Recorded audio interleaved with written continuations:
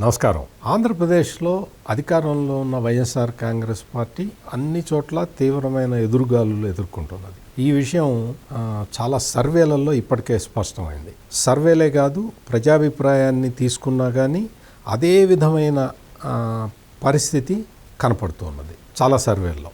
YSR Congress party చేసుకుంటున్న internal సర్వేలలో కూడా ఈ విషయాలు బయటపడటం ఇప్పుడు సంచలనంగా మారింది. ఇక్కడ వైసీపీ పైకి రిలీజ్ చేసే సర్వేలు కొన్ని ఉంటాయి. వాళ్ళ అంతర్గతంగా వాళ్ళు వేసుకుంటున్న ఐపాక్ టీం వాళ్ళు చేస్తున్న సర్వేలు కొన్ని ఉంటాయి. ఈ ఐపాక్ టీమ్స్ చేస్తున్న సర్వేలలో వ్యతిరేకత స్పష్టంగా కనపడుతూ ఉన్నది, వాళ్ళకి వస్తూ ఉన్నది, ఫీడ్బ్యాక్ వస్తూ ఉన్నది. అందుకని ఇప్పుడు మొత్తం వీళ్ళందరినీ ఎమ్మెల్యేలని రీషఫుల్ చేయటం, వాళ్ళని ఇటు వాళ్ళని అటు మార్చటం, ఇటువంటి ప్రయత్నాలన్నీ కూడా జగన్మోహన్ రెడ్డి చేస్తూ ఉన్నాడు.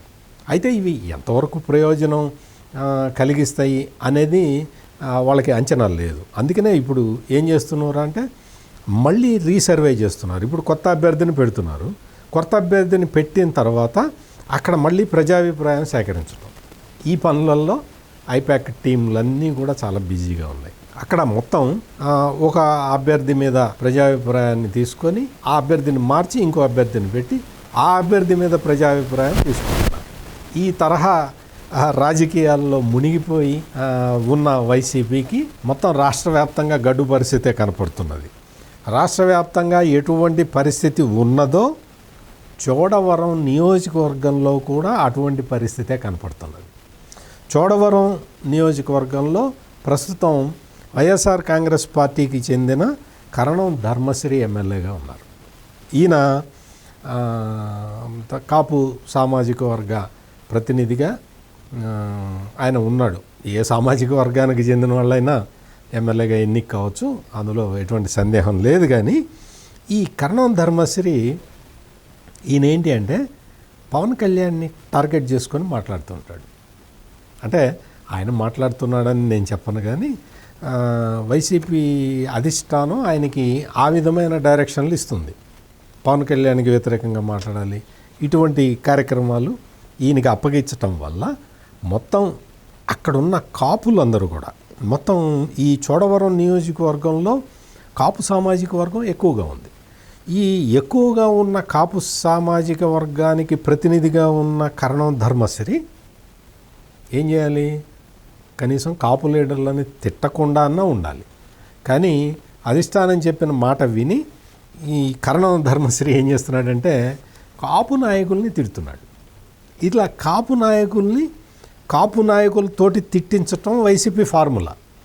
ఆ ఫార్ములాని అమలు చేస్తున్న కరణం ధర్మశ్రీ మొత్తం కాపు సామాజిక వర్గం నుంచే తీవ్రమైన వ్యతిరేకత ఎదుర్కొంటున్న పరిస్థితి ఈ చోడవరం నియోజకవర్గంలో కనపడుతున్నది. ఈయనకి కరణం ధర్మశ్రీకి వైసీపీ చాలా ప్రాధాన్యత ఇస్తుంది. ఆయనకి వాస్తవంగా అయితే ఆయన మంత్రి పదవిని ఆశించాడు. రెండోసారి అంటే 2.5 సంవత్సరాలు అయిపోయిన తర్వాత కొత్త వాళ్ళకి మంత్రి పదవి ఇస్తానని చెప్పాడు కదా జగన్మోహన్ రెడ్డి. ఆ రెండో టర్మ్లో మంత్రి పదవి వస్తుందని పాపం ఈయన చాలా ఆశ పెట్టుకున్నాడు. అయితే రెండోసారి అంటే అందరినీ మార్చిన సమయంలో కూడా ఈయన్ని పరిగణలోకి తీసుకోలేదు. దాంతో ఈయన వచ్చి కెమెరా ముందరకు వచ్చి ఆయన చాలా బాధపడ్డాడు. నాకు మంత్రి పదవి వస్తుంది అనుకున్నాను, రాలేదు, జగన్ అన్న నన్ను గుర్తించలేదు అని చాలా రకరకాలుగా బాధపడ్డాడు. తర్వాత ప్రభుత్వ విప్పు అవి ఏవో పదవులు ఇచ్చారు. ఆ జిల్లా పార్టీ అధ్యక్ష బాధ్యతలు కూడా అప్పగిచ్చారు. ఇవన్నీ కరణం ధర్మశ్రీకి ఇచ్చినా కానీ ఆయన ఇక్కడ మొత్తం పార్టీలో ఉన్న లుకలుకలని కూడా ఆయన సెటరేట్ చేసుకోలేకపోతున్నాడు. మొత్తం పార్టీలో వైసీపీలో అంతర్గత విభేదాలు తీవ్ర స్థాయిలో కనపడుతూ ఉన్నాయి. మొత్తం ఈ చోడవరం నియోజకవర్గం మనకి కంచు కోటలాగా ఉంటుంది అని వైసీపీ చాలా కాలం ఎక్స్పెక్ట్ చేసుకుంది. చాలా ఆ విధంగా వాళ్ళు అనుకున్నారు. కానీ పరిస్థితులు వేగంగా మారిపోతూ ఉన్నాయి, చాలా వేగంగా మారిపోతూ ఉన్నాయి. అక్కడ మొత్తం ఇక్కడ వైసీపీలో ఉన్న వర్గాల మధ్య ఉన్న విభేదాలు పార్టీ మొత్తాన్ని ప్రభావితం చూపిస్తున్నాయి. మొత్తం చోడవరం నియోజకవర్గంలో ఎక్కడా కూడా వైసీపీకి అనుకూల వాతావరణం కనపట్టలేదు. వాళ్ళకి కన్సలేషన్ ఏంటి అంటే తెలుగుదేశం పార్టీ తరఫు నుంచి గట్టి క్యాండిడేట్ వాళ్ళకి లేడు అనేది ఒక్కటే వైసీపీకి కన్సలేషన్. అయితే ఇక్కడ మాజీ ఎమ్మెల్యే కేఎస్ఎన్ రాజు ఇప్పుడు యాక్టివేట్ అయ్యారు, యాక్టివ్గా మొత్తం తిరుగుతూ ఉన్నారు. ఈ విధంగా అంటే మళ్ళీ ఇక్కడి నుంచి జనసేనకి టికెట్ ఇస్తారా అనే చర్చ కూడా జరుగుతూ ఉన్నది. అంటే తెలుగుదేశం డైరెక్ట్గా రంగంలో దిగుతుందా, లేదు జనసేనని రంగంలో దించుతారా అనేది ఒక చర్చ అయితే నడుస్తున్నది. ఇక్కడ గంటా శ్రీనివాసరావు కుమారుణ్ణి కూడా తీసుకొచ్చి ఇక్కడ క్యాండిడేట్గా పెడతారా అని ఒక చర్చ మాత్రం నడుస్తూ ఉన్నది. ఏది ఏమైనా తెలుగుదేశం జనసేన వాళ్ళు ఎటువంటి నిర్ణయం తీసుకుంటారు అనేది మాత్రం ప్రస్తుతానికి ఇంకా కొంచెం కన్ఫ్యూజింగ్ స్టేట్లో ఉంది. కాబట్టి ఇదొక్కటే కరణం ధర్మశ్రీకి కొంచెం వెసులుబాటు కలిగించే విషయం. అయితే ఓటర్లందరూ మాత్రం వ్యతిరేకంగానే ఉన్నారు. మొత్తం రాష్ట్రం మొత్తంలో ఎక్కడా అభివృద్ధి జరగనట్టే ఈ చోడవరం నియోజకవర్గంలో కూడా ఎక్కడా అభివృద్ధి కనపడలేదు. ఇవన్నీ మైనస్ పాయింట్లు ఉన్నాయి. తెలుగుదేశం జనసేన కూటమికి కొంత ప్రజాదరణ అయితే కనపడుతూ ఉన్నది.